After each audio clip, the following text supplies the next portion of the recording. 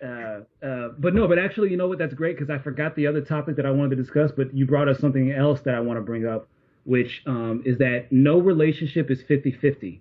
Yep. And that this kind of actually ties back into like the leverage and power discussion because it's like sometimes in order to get things done, you have to be willing to be that leader and for people to look at you and be like, oh, who's this motherfucker think he is to call shots and shit? It's like, well, nobody else was, or the people who were doing it were doing a shittier job than me. Ding, ding, ding, ding. So then the same thing applies to like relationships. Like, so like you said, sometimes you have to reach out to people first. And, there's a multitude of internal and external reasons. There have been a bunch of people like since this quarantine who I've reached out to and hit up and, some of them didn't hit back. Some of them hit back, but it kind of failed. It kind of stopped immediately after the first couple of messages. And then there were other people who were kind of like, oh wow, it was really great to actually engage and realize that we can talk saying more at length about stuff. And so it's like sometimes, depending on whatever traits that you have, like I said, in the last like several years, I've been discovering more of my extroverted side and learning how to socialize and just interact with people and build up that rapport with strangers. And the thing that I have to be reminding myself of is that there are a lot of people who still haven't discovered that or will never discover that. There are people who live their whole lives till old age and never really, learn how to develop their extroverted side or their highly social side. And so it's like, while on one hand I may get in my feelings and be like, damn, I feel like, I feel like it's a 70-30 relationship where 70% of the time I have to initiate things and then, what they seem to return in favor is only 30% of it. But once again, the thing I have to tell myself was like, okay, the question I have to ask myself is what you have to do. What I try to do in that situation, I think, is that, okay, I'm going to take a step back or I'm going to say something different or do something different and see how they react. And like, if I pull back, will they inquire? Will they try to fill up that space? You know what I'm saying? And overtake that, space that I left, or will they just continue to let it rot? Or will they at least inquire as to like, hey, you seem to have changed and blah, blah, blah, blah, and then kind of go from there. But it's like, like I have, different people in my life and shit who I'm like, I only see them a couple times a year. I only hear about them, every few months and shit. But it's like we're able to pick up from that time. And so it would be, it's very easy for me to be like, damn, I'm not getting, saying, damn, I wish they would have hit me back on this message, or damn, I wish they would have offered more to this conversation, or damn, I wish they would have, blah, blah, blah, blah, blah. But at a certain point, I'm just kind of like, you know what? If this is the most that I can get out of this individual, this 30%, then as long as it's not really stressing me out too much, or I don't feel like I'm being abused, it's like whatever. Then whatever. I'll go with those terms of the relationship and just get this 30%. It's like if I can't get the 70, 80% that I want, I'll at least get the 30 or 40%. And it's like sometimes you have to be the one to take the charge and be willing to be like, all right, I'm the one that's giving more in this relationship, but it's like, you know what? I still ultimately want this thing to. I want to maintain this bond, and so maybe it becomes more expensive. Maybe if it demands more input from me later on, I will. Adam just left the chat. Maybe that was his signal. Maybe he'll get back on. But yeah. I mean, y'all get the gist. So Christine, what are your thoughts on that? About sometimes in order to maintain a certain relationship or bond, you have to recognize that you're going to be contributing more to it than the others. Wouldn't that kind of fall into compromise as well too, when it comes to 50-50 as well? But like, compromise. The whole thing about compromise is that it's supposed to be about like, okay, we come to a 50-50, basically it's kind of in the same vein as that. But it's like sometimes you have to recognize that, okay, the compromise in this situation is me giving up 70 and them giving up 30, or vice versa, and that either accepting that as is, or throwing it away. Because some people will, because sometimes people will get into arguments or get into fights and disagreements and be like, we agree on these 10 or 12 things, but the one or two things we disagree on, we're going to completely throw out the whole fucking thing. Right. And it's like my attitude, like I said, is started to change from, canceling people in that manner, or thinking about like, oh, this thing upset me, so I'm just going to completely shut them out, and just recognizing, okay, these are the spaces and this is the degree to which I can engage with them, or these are the topics, or this is what this person is willing to contribute and willing to offer, whether for internal or external reasons, but that's what it is. and Right. just kind of, and so it's less of like a compromise, like, oh, um, because the compromise is kind of like, okay, we both kind of accept the fact that these are the terms, whereas what I'm describing is you just kind of recognizing that, oh, this is just what this person has to offer. So for example, one of my, like romantic partners, whom I rarely get to see because she was living out here for a while, but then she moved back to her hometown across the country. And so, we've seen each other a couple of times when we're in each other's states, but obviously it's not a regular thing. Now, I could just be upset and just be like, oh, okay, that was fun or whatever, and just kind of let that just be a story or whatever. But it's like we still keep in contact, we still follow each other's posts and whatnot.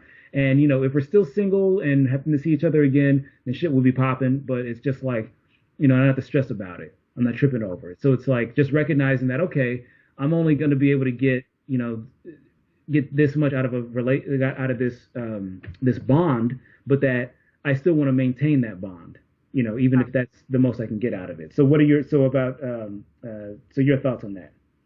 True, I've been kind of stuck in that kind of a predicament too, but things just didn't work, and that you had to let it go. You had to let it go. This was like years ago. So, and it's true what you state. Sometimes the opposite person's gonna have to put more and more, and that's what I did. I tend to put more. I put more a long time ago, and yeah, it blew up. Yeah, Didn't yeah, work. So yeah. I I mean, can see what you mean by you can give or take, or mm, like I said, or more person's gonna put more. right, right. Like you have like of course there's a threshold, of your limit, and but the thing is, it's just recognizing, okay, if you're okay with the terms of whatever.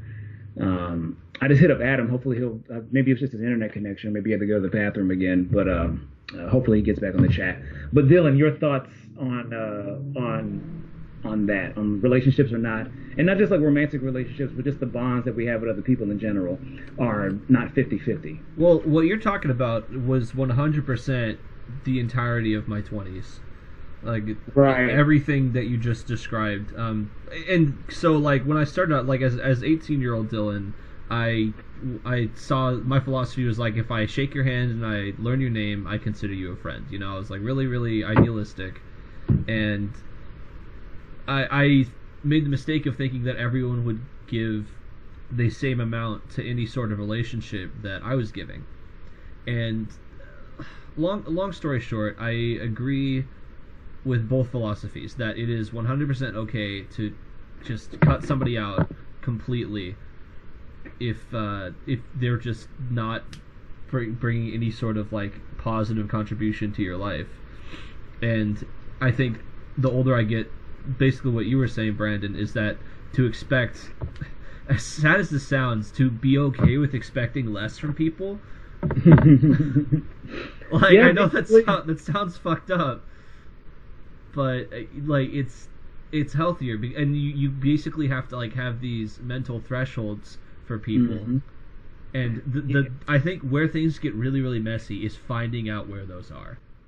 Yes, because you only learn through that experience. You only learn by offering, what I'm saying, yourself up and either being rewarded with either being reciprocated or either being your actions being reciprocated or being ignored or being abused or, whatever. So it's like you have to actually go through that. But it's like that's what built, it's like you have to go through it. Um, like I was talking with one of my somebody who I was dating and before, and we just recently, like in the last months before the pandemic and everything, we had been chatting again or whatever. And one of the things that she related is that because she was, I mean, we're both late bloomers, but she was even later. And one of the things that she mentioned was that because she had waited so long to start dating and developing romantic relationships and shit, a lot of the stuff that people had gone through in their teens and their early 20s, she was only discovering in her mid to late 20s. Oh yeah.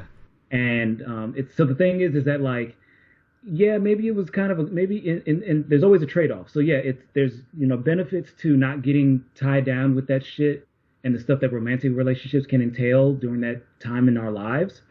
The thing is that if you do eventually want that down the road, then you're gonna have to basically learn from scratch at a much later time in your life when you have when you're much more set in your ways, or when you have a much more finite idea of what it is that you want, and so maybe that's limiting, and so that limits the pool of potential partners and whatnot. You know, because I'm somebody who was like the opposite of you, where I was very much like, it was more like self-sabotage, where I would look for any reason basically to not fuck with somebody, or to decide that um um oh, Adam's saying that his phone died and he can't use the computer because his somebody else is on it. So Oh. he'll check back in on 5. Maybe he'll be able to come back in or not. We'll see. But I mean, if y'all can still keep going, I probably still could go for at least another 45 minutes or an hour if y'all are still Holy up for it. shit. I know it's a lot, but the thing is, I'm probably still gonna edit, get 15, 20 minutes. So it'll be, and plus I'll break them down. The thing is, I'm gonna break them down into segments and stuff. Like I'll break them down into like 10, 12, or 15-minute segments and shit. I mean that's cool. But the thing is, I just enjoy being able to chat with people and talk about these ideas. I don't get to, discuss these things very often. Yeah. But in any case, we'll try to keep it moving. You still there, Christine? Yeah, I'm still here. All right, awesome.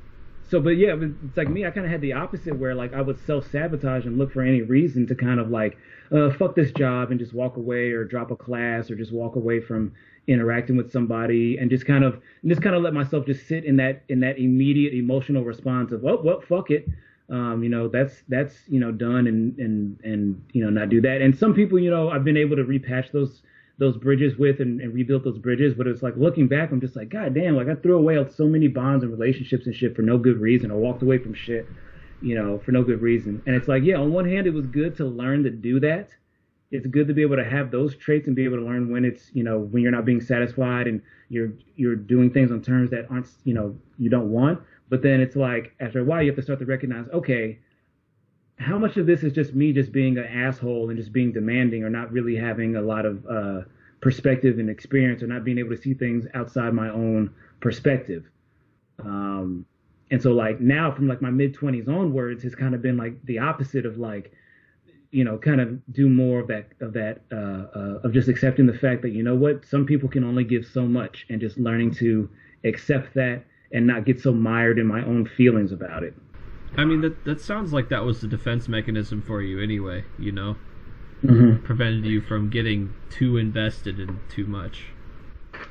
Yeah, I mean, it's that, and then it's that, but it was also like a hangover from certain behaviors I had as a kid. It's also just timidness and inexperience, and so it went from a time of me being able to quit things, whether it was Boy Scouts, or being able to quit sports teams, or quit, saying blah blah blah, when things weren't going my way, or when I felt upset, as opposed to accepting the fact that you're going to be upset, or be dissatisfied, or have to do things, commit to things that you really don't want to do. And, once again, there's a threshold for that, and you kind of learn what your threshold is through trial and error. But it's like, one of the things that I recognized afterwards was that some of that was just some of it was just a holdover from my teenage years, of just abandoning shit at the first sign of discomfort, or things just not going my way. And, it has some value to me during my late teens and early adulthood, but then in other ways it was really detrimental. And so, it's just learning how to incorporate that other side, and leaning into that other thing. So part of it was, self-defense, and then also some of it was just having bad habits, and, saying needing to have a kick in the ass to say, hey, you got to do things, you got to incorporate different ways of doing things. You can't just always decide to cut and run when shit doesn't go your way. What about you, Christine? What are any further thoughts on that? It's funny you brought that up, because I kind of had like certain habits when I was a little bit younger that sometimes if certain things go bad, you just want to say, you know what, I'm gonna avoid this, and just leave. But as I'm older now, you just have to kind of face whatever gets thrown at you in ways. Yeah, exactly. Like I mentioned before, and then we'll move on to the next subject. And I want to talk about self-sabotage a little bit more. Is hold on, sorry. I'm grabbing something real quick. Because after this is done, I'm gonna be smoking a bunch more weed, so I'm just trying to get that ready. We'll cut that all out in post. But anyway, It sounded like you were just diving into a box of Captain Crunch. yeah, sorry about that. But the last thing I'll say before we go into Self Sabotage is so like yeah, I play in a couple bands and shit, and like I was organizing events at a place called Bridgetown DIY and shit, and you know, it's like I don't want to practice. I don't want to most of the time go to rehearsal. It's like yeah, I enjoy hanging out with my musician friends, and obviously I love once I get into it playing the music. But I've never been somebody who I could just sit around and just play guitar for 12, 14 hours or just listen to music and shit by bands for like 10, 12 hours and shit straight. It's like I like music, but I still like to be able to walk away from it and do other things that have nothing to do with music. You know what I'm saying? So part of my journey and then the other thing, like with organizing events, it's like I don't always want to be hanging out at events or have to like, you know, organize with people and communicate with people and make sure people return messages and shit like that. But it's like that's part of what it takes. And if I'm going to be able to get certain things done, it's like I have to be willing to accept the fact that, okay, a lot of artists clearly don't return messages, or they show up late, or they like to get fucked up more than they should, you know what I'm saying, before they go to perform and stuff. But it's just like at a certain point, I just have to accept that that's what it is, and either accept that that's how this business is and how the game goes and deal with it, or get into a different game, you know.